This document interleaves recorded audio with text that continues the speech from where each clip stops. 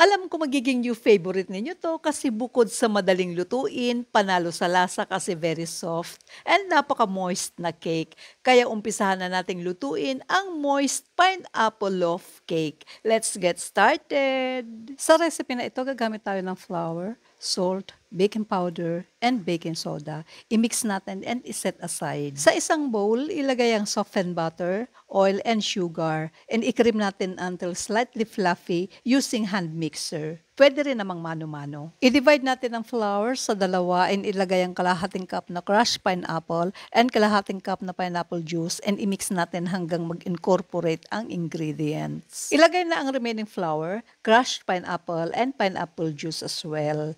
Ilagay na rin lahat ng butter mixture, ang itlog na one at a time lang ang paglagay while continuously mixing and i-mix lang natin until just combined. Ibuhos na sa prepared loaf pan na nakagrease at pwedeng lagyan ng baking paper or pwede namang hindi. I-tap natin ng mga ilang beses para maalis ang bubbles. Naka-preheat na ang oven sa 175 degrees Celsius at i-bake ng 30 minutes. After 30 minutes, i-change ang setting sa 180 degrees Celsius and i-bake again ng 30 minutes or until mag-golden brown na ang toppings.